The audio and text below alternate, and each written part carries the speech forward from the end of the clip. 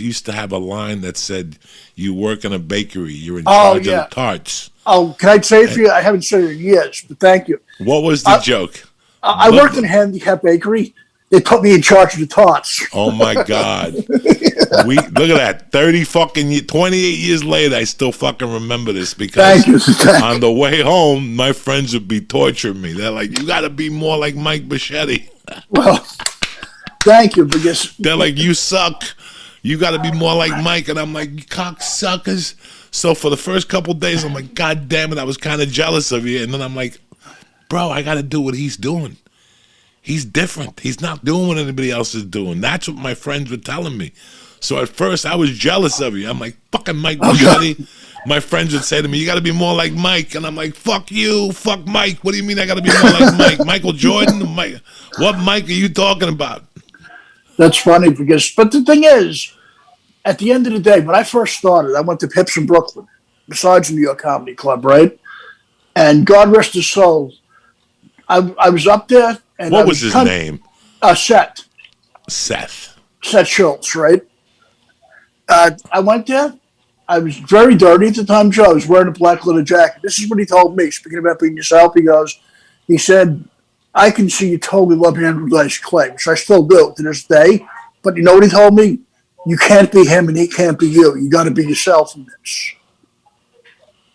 And that stayed with you. Yeah. That stayed with you for a long fucking time, Mike.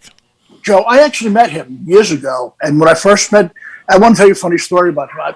I met Andrew Dice Clay in 2005 for the first time at Caroline's, right?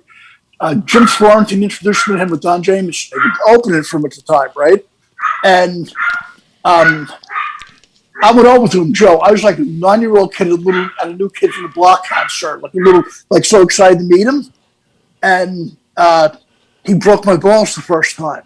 And I'm like, whoa, But then I met him a couple of times. But Joe, he became a good guy to me. When I was at Audie's show, he hugged me, right? And he told me, "I became a fan of yours now after watching you." And that blew my mind to hear that, because Joe, for 30 years I watched him. And for him to tell me that, it was like winning an Emmy.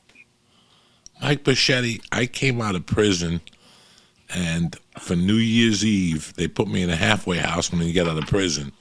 And for New Year's Eve, I rented out the room in the halfway house. I think they charged me $50, and I played his special for people. Whoa. The one from Philadelphia, the one that blew him up, Oh, yeah. So you and I were both products of Andrew Dice Clay. I mean, I was a product of Richard Pryor. I loved Richard Pryor. Oh, Richard's nobody like him. Andrew was who pushed me onto the stage, because when I saw Andrew, I said to myself, Jesus Christ, this motherfucker is saying what I think. Oh, yeah. What I think on a daily basis, this fucking guy is repeating. So I have a chance at this, because I'm not the only one that thinks this way. When somebody comes up to you, "Would you like to buy a flower for the lady? Why don't you take that flower and let me plant it in your ass?" All that shit, that's the way I used to think, but I couldn't let people know that. I lived in Colorado and people were nice and stuff, and I'd be like, "What the fuck?" In my mind, I'd be thinking like Andrew Dice Clay. Oh, it's a lot different there, Joe. Like other parts of the country, they're laid back and chilled out, and you can't be Joe Pesci in Idaho. You know what I mean? Yeah, no. But Andrew, for me, was like the first year that I saw him at the store, I did not have the balls to go up to him. For all you people at home that think that you go up to people, I didn't approach Andrew Dice Clay, even though I was a regular at the store and doing spots in front of him, following him.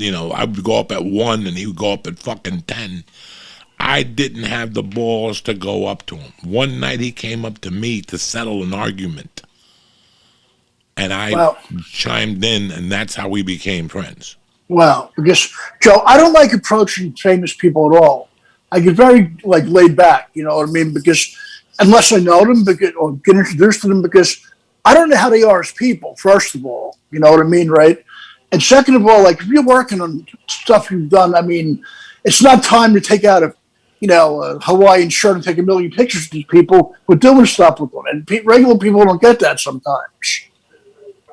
How long did you stay at the New York Comedy Club after I left? How many years were you there?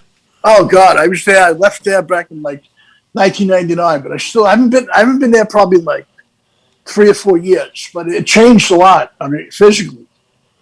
I mean, it's fucking. I sit here, I'm looking at you, and I still see that same kid from fucking Well, 28 years ago. You know, it's just it's so crazy. great to see you. It's been forever because, It's great to see you too, man.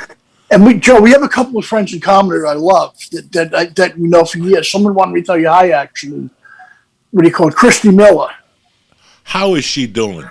She's really cool because she talked about it. She goes, I love Diaz because from the Comedy Store, and you know who else was very cool to me to try to help me reach out to you? Felicia Michaels, who I know for a million years.